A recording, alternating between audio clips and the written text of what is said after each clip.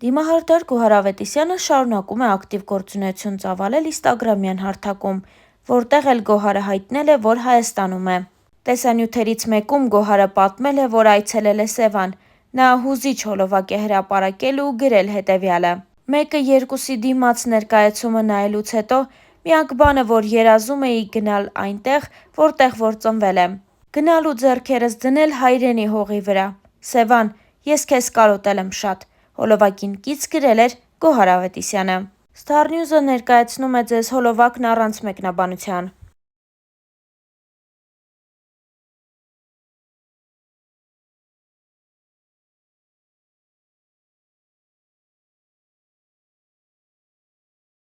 Ռուսաստանաբնակ հայտնի դիմահարդար Գոհար Ավետիսյանը մշտապես եղել է հանրության ուշադրության կենտրոնում։ Գոհարը ըստ երևույթին փորձել է ամեն կերպ պահպանել հետաքրքրությունը իր անձի հանդեպ, շատ անգամ խոսելով նաև թեմաների մասին, որոնք այդքան էլ հանրային քննարկման թեմաներ չէին։ Մասնավորապես Գոհարը մշտապես խոսել է իր ամուսնությունների ու չստացված հարաբերությունների մասին։ Star News-ը ձեզ է ներկայացնում Գոհար Ավետիսյանի անձնական կյանքի հետ կապված իրադարձությունները։ Մասնավորապես, դեռ 7 տարի առաջ հայտնի դարձավ, որ Գոհարը նշանադրվել է, սակայն որոշ ժամանակ անց դիմահարդարը հանդես եկավ գրառմամբ ու լուսանկարով, նշելով, որ բաժանվել է։ Գոհարի ընտրյալը ազգությամբ հայ, Մոսկվայաբնակ Գևորգ Աղասյանն էր։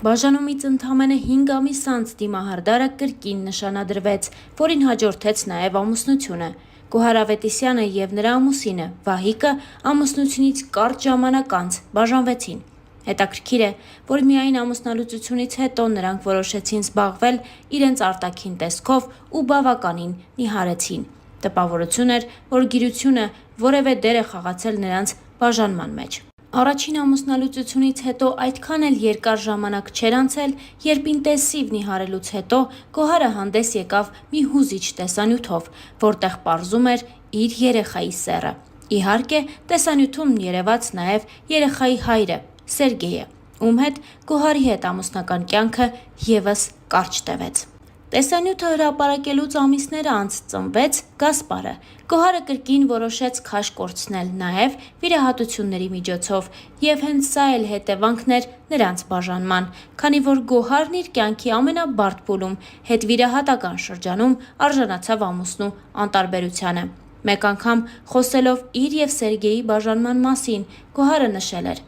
«Ես այլևս այսպես չէի կարող, հավատում էի, որ մեր միությունը մինչև խոր ծերություն կլինի և իրար հակապատկեր լինելը շատ լավ է, բայց, ինչպես կյանքը ցույց տվեց, առանց աջակցության, սիրո, հոգատարության ու խնամքի անգամ ամենավառ արևը դադարում է շողալ։ Ինձ համար ընտանիքը ամենակարևորն է, սա մեծ կորուստ է։ Հույսերս և թևերս կոտրվել են։ Անչափ շնորհակալ եմ Սերգեյին իմ կյանքի գլխավոր իմաստի՝ Գասպարի համար։ Նա մինչև կյանքի վերջը կկապի մեզ, բայց սրանից հետո մենակ կշարունակեմ, արդեն սովորել եմ», եզրափակել էր Գոհարը։ Ավելի ուշ հայտնի դարձավ նաև, որ Գոհար Ավետիսյանի նախկին ամուսինը Սերգեյը նոր սիրելի ունի։ Այս մասին նա խոստովանել էր իր Instagram-յան էջում, պատասխանելով հետևորդի հարցին, թե արդյոք իր սիրտը զբաղված է։ «Կա մարդ, ով շատ մոտ է սրտիս։ Եթե Աստված ինձ երկրորդ հնարավորություն տա, մեծ աշխատանք կանեմ իմ սխալների ուղղման հարցում և կստեղծեմ ընտանիք, և դա տեղի կունենա շատ շուտով», անկեղծացել էր Սերգեյը։ Այս տեսակ բաժանումը կարծես թե տպավորություն էր ստեղծում, որ Գոհարն այլևս հիասթափված է և չի փորձի նոր հարաբերություններ սկսել, սակայն ամեն բան միայն այդպես թվում էր։ Ընդամենը 1 տարի առաջ Գոհարը սկսեց հրապարակել իրեն ուղղված ծաղկեփնջեր ու անակնկալների նկարներ, ակնարկելով, որ նոր սիրելի ունի, բայց այս սիրելիի հետ ունեցած հարաբերությունները ևս երկար կյանք չունեցան, որևէ օրինական փուլ չմտնելով։ Թե ինչ է մտածում Գոհարը և թե ինչով է պայմանավորված իր անձնական կյանքի մշտական ձախողումը, դժվար է ասել։ Ամեն դեպքում 30 տարեկանում այս տեսակ անձնական պատմություն ունենալը մեծ պաշար է։ Star News-ն այսքանն էր առանձնացրել այս հոլովակի համար։ Ձեզ ենք ներկայացնում նաև մի քանի տեսանյութ, որոնք Գոհարը հրապարակել է իր Instagram-յան էջում որդու հետ։ Возьми ложку и перемешай все. Еще. Все, это хватит. Давай теперь перемешивай. Нет, нет, ложкой, ложкой. И сейчас будешь другое готовить. Готов? Давай. Сейчас ты будешь смешивать в тарелочке. Ты готов, любимый? Да, готов. Держи тарелку. На. Да. Вставай, не падай, вставай. Вот тебе тарелка. Да. Вот тебе сахар снова. Сейчас берешь это. Тебе не мало? Так. Эй! Ты что, рыгнул? Ну-ка. Эй, Гаспар! Я что, тебя так воспитывала?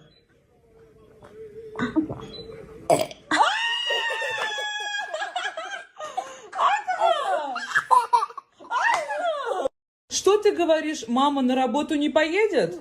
А кто деньги будет зарабатывать? Ася? Ася? А я? А я тебя как кормить буду, вот так? Знаю, ты корми. Мне. Я буду кормить, но мне же нужно деньги заработать. Нет, мы и так проживем. Люди добрые помогут? А как? Ты будешь работать? Ты пойдешь на работу, чтобы маму кормить? Не, я маленький еще. Ты еще маленький! Правда? А когда вырастешь, пойдешь на работу? Да. И будешь мамочку обеспечивать? Да. Ах, моя любовь! Что нужно сделать в конце? Маму что нужно сделать? Работа. Обнять и на работу проводить. Идем. И поцеловать мамочку. Ты знаешь, я хотела тебе кое-что рассказать. Кто? Я очень сильно... Я живу теперь. Да, я это хотела сказать. Блин, моя жизнь. Ты правда меня любишь? Ты знаешь, что ты мой подарочек от Бога? Зубу. И я люблю очень сильно. Моя жизнь, ты даже футболку с мамой одела. Газ, а где мамочка живет? Покажи. Где мама живет? Сердце. В сердце? Да. Вот здесь? Вау, Хариф! Гаспар, здравствуйте. Да, почему? Можно узнать, что вы хотите передать моим подписчикам, которые сейчас смотрят вас? Яблоки купите. Чтобы они кушали яблочки? И бята. Кушайте и бятам.